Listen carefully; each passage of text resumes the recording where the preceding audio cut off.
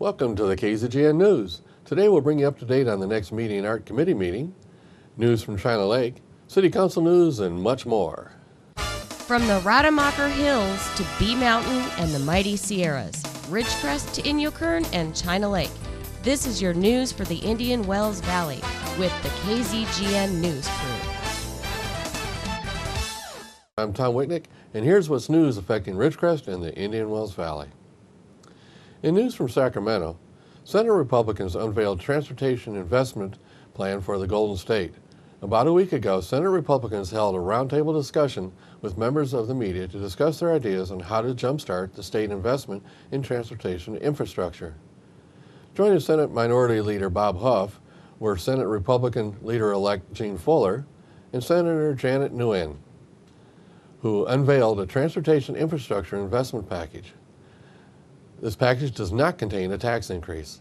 The Senate Republican plan calls for increasing funding for transportation infrastructure by $2.9 billion per year with an additional $2.4 billion in one-time funds. The funding would come from the following sources: end the diversion of more than $1 billion in transportation taxes every year, spend this money on roads, highways, and bridges, repay all outstanding transportation loans to the general fund and direct that money to transportation improvements, make significant efficiency improvements at the State Department of Transportation. Finally, direct money from cap and trade funds that are related to fuel, about $1.9 billion this year alone, to fixing roads. Earlier this year, the Senate Republican caucus introduced Senate Constitutional Amendment 7 that would require all transportation taxes to be used for transportation purposes. California drivers currently pay a cap and trade tax on gasoline. Senate Republicans proposed to direct those funding to fixing California's roads, highways, and bridges. This cap and trade tax on gasoline is generating a significant amount of revenue, about 10 cents a gallon right now, said Senator Huff. This tax has generated about $1.9 billion in so far, and the Senate Republicans believe if Californians are forced to pay this transportation tax, it should be directed to transportation infrastructure projects. In the Golden State, 87% of county roads have an average pavement rating of at-risk or poor. California roadways have accumulated $59 billion in needed repair and maintenance. Our highways are horrible condition. I myself drive up and down Highway 99 and Interstate 5 every week coming to and from Sacramento to Bakersfield. Every so often I find myself having a problem with my car, said Senator Fuller. The May revision to the budget, released by the governor earlier this month, proposes a record spending amount of $267 billion. State spending for almost every program area in the state budget has grown significantly since the 2007-09 Great Recession ended, but transportation infrastructure received very little and has been the lowest priority for the new state funds. We have $13 billion more revenues than was anticipated in last year's budget. We also have $3 billion more in cap and trade funding as a result of fuel being included in the cap, said Senator Nguyen. So we are talking about $16 billion.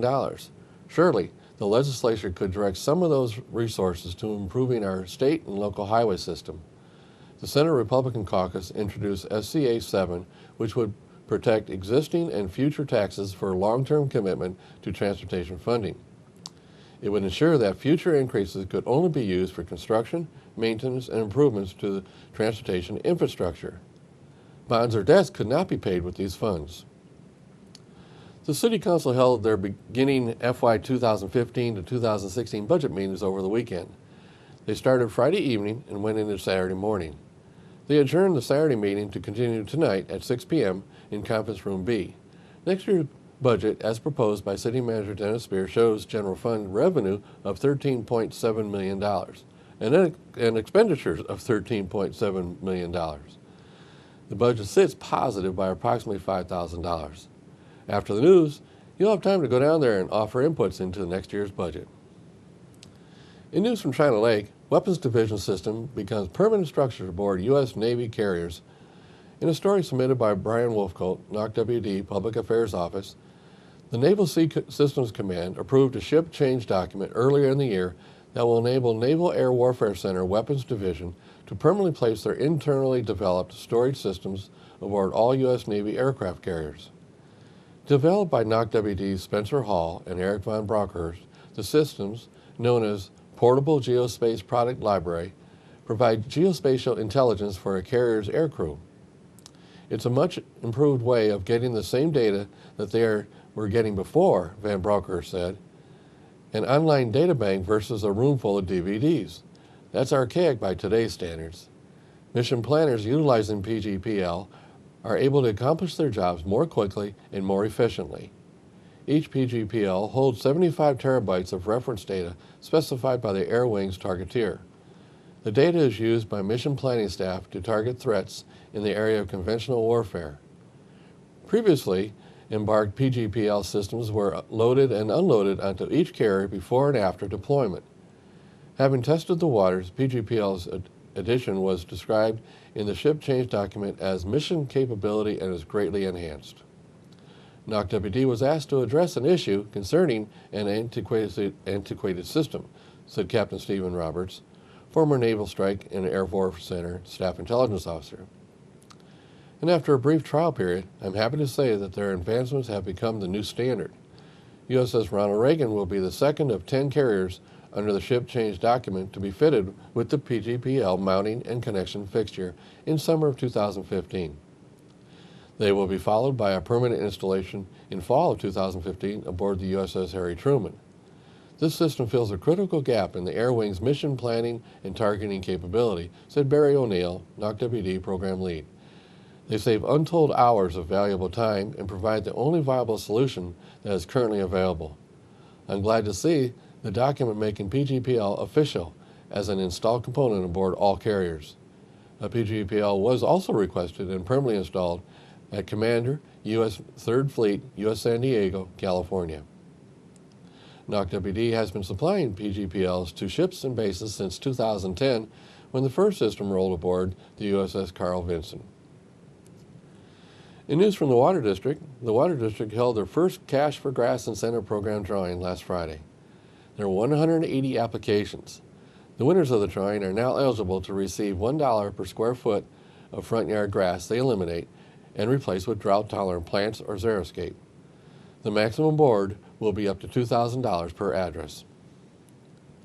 This Tuesday, June 9th at 4:30 p.m., there will be a meeting of the City of Ridgecrest Media and Art Committee. The meeting will be in Conference Room B, Ridgecrest City Hall. Committee members are Warren Cox, Chairman Solomon Rajanan, Dana Lyons, Dan Spurgeon, Tex Hopus, Peggy Schoaf, Debbie Benson, and Mayor Peggy Breeden. Agenda items are the following. Allocation of media and art sites. They have a map recommending spots already requested. Media and art application, review and approval, cash flow charts for sites on North China Lake Boulevard and East Ridgecrest Boulevard. They'll discuss the media and art application packet and continued discussion of petroglyph versus petroglyphic artwork. Volunteer engineers will look into rock engineering and monument height, width, depth, and weight considerations. We'll be back with news out of the City Council when we come back.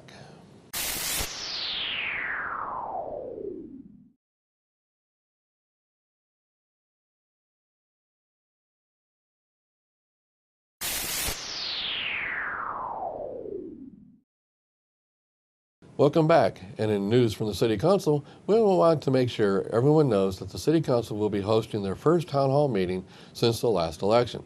The Town Hall is set for this Wednesday, June 10th, 6 p.m. at the City Council Chambers. Cedric Knight of NDTI will be the facilitator of the meeting. I think informal town halls are a great way for elected officials to let the people get to know them better. It provides a good exchange of concerns and ideas.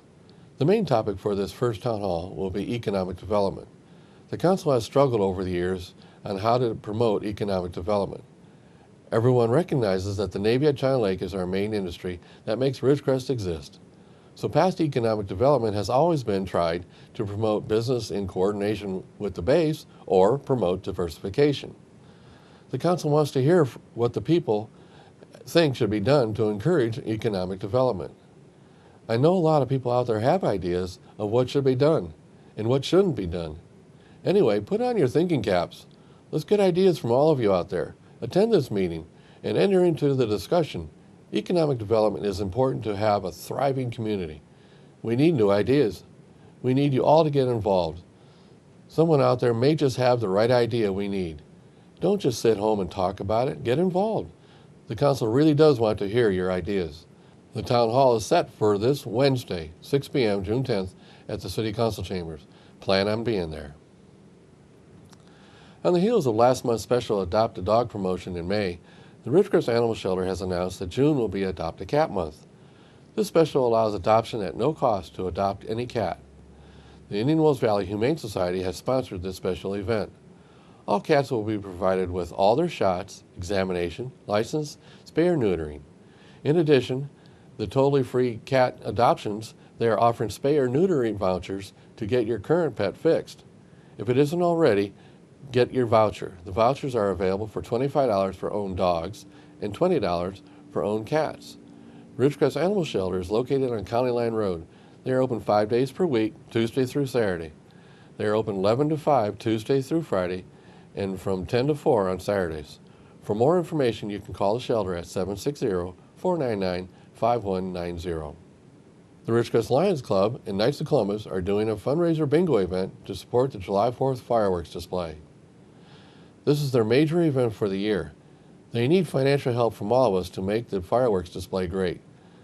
The bingo event will be June 20th at Kerr McGee Center, 100 West California Street. Bingo begins at 10 a.m. The cost is $5 for 5 games.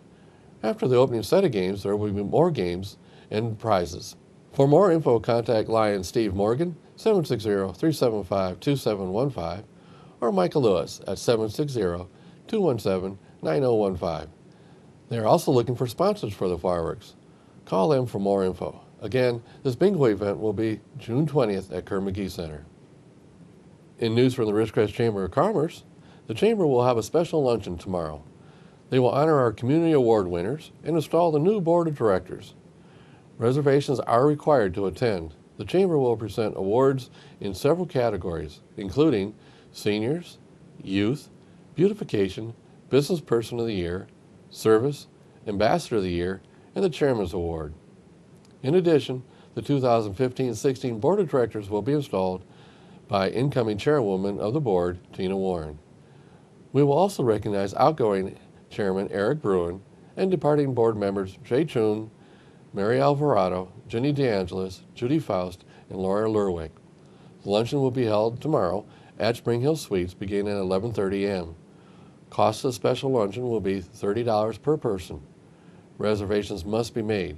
For more information or to RSVP, call the Chamber at 760-375-8331. Now, in KZGN's continuous effort to provide news and information you've asked for, here are today's local gas prices for your information. Well, since Friday, prices locally and abroad continue to go down slightly. This is good news.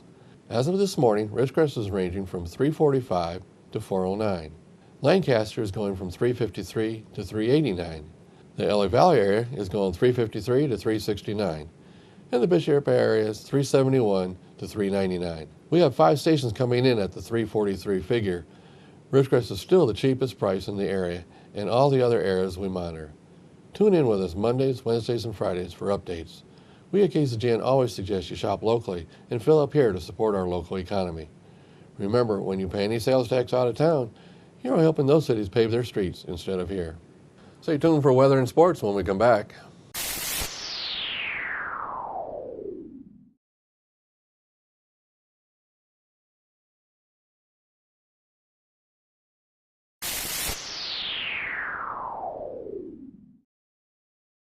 Thanks for staying with us. Let's go to Keith for the weather. Thanks, Tom. The National Weather Service is forecasting a risk of severe thunderstorms capable of producing damaging winds, isolated large hail, and perhaps a tornado or two from the Ohio and Tennessee valleys northeastward to New York State. Other strong storms will be possible across parts of the upper Great Lakes as well across parts of the West Texas and in eastern New Mexico. Temperatures across the nation. Massachusetts came in at 69, Carolinas at 82, Atlanta, Georgia came in at 82. Southern Texas came in at 81, Kansas 78, North Dakota 73, Colorado 66, New Mexico came in at 76, Arizona came in at 83, Montana 73, San Francisco came in at 61, and Los Angeles 63. For us locally here in the IWV, Tonight will be mostly clear with a low around 74, east-northeast wind 5 to 10 miles per hour. On Tuesday, a 20% chance of showers and thunderstorms, mainly after 11 a.m., but it will be mostly sunny with a high near 94, south-southeast wind 5 miles per hour. Tuesday night, chance of showers and thunderstorms continue, partly cloudy with a low around 68, southwest wind 5 miles per hour. Wednesday, chance of showers and thunderstorms after 11 a.m., partly sunny with a high near 96, light and variable wind, southwest 5 to 10 miles per hour. Wednesday night, chance of showers and thunderstorms, partly cloudy with a low around 68, breezy with a northwest wind 15 to 20 miles per hour, wind gusts can get as high as 25. Thursday, sunny with a high near 97, northwest wind 5 miles per hour. And that is your weather for the IWV. Back to Tom and the rest of your KZGN News. Thanks, Keith. Let's go to Tom Heck for sports. And a very pleasant Monday afternoon to everyone. Let's start with the NBA. Great game last night up in Oakland. Cleveland survives. They win in overtime, 95-93. They had an 11-point lead with just over 3 minutes to go. They watched that evaporate. Klay Thompson, 34 points for Golden State. Stephon Curry, not a real good night for him. He did make the tying goal in regulation, but a tough night for the NBA Player of the Year. All right, baseball. The Dodgers lose 2 of 3 at home to St. Louis. They still have a lead of a game and a half over the Giants, who lost yesterday. The Yankees sweep the Angels in the Bronx. They win on Sunday 6-2. The Angels had a great comeback on Friday night. They were down 8-1 going into the 9th inning. They scored 6 runs, had the tying run on third, the go-ahead run on first, but couldn't quite get the job done. Final score 8-7 on Friday night. Luis Pujols, by the way, his 535th home run yesterday. He's now 17 on the all-time list, surpasses the White Sox, Jimmy Fox. All right, the Angels find themselves 5.5 games behind Houston. The Astros blew one themselves yesterday. They lost Sunday afternoon to Toronto. Toronto scores 3 times in the 8th inning to take the win. They sweep the Astros all 3 games up in Canada, and the Astros have now lost 4 games in a row. Other winners over the weekend: Detroit takes a series from Chicago. Tampa Bay wins 2 of 3 from Seattle. The Rangers playing good baseball right now. They're 2 games above the Angels. They're in second place now in the West. They took 2 of 3 from Kansas City. Colorado took 2 of 3 from the Florida Marlins, and the Mets split 4 games with Arizona out in the desert. Now the Mets are 1/2 game behind the Nationals for first place in the National League East. Baltimore takes 2 of 3 in Cleveland, and the Red Sox sweep the A's. They win all 3 in Boston. The A's now have lost 4 straight games. San Francisco loses 2 of 3 to Philadelphia, and the Twins, a surprise of the Central Division, only a game and a half out of first place, take 2 of 3 from Milwaukee.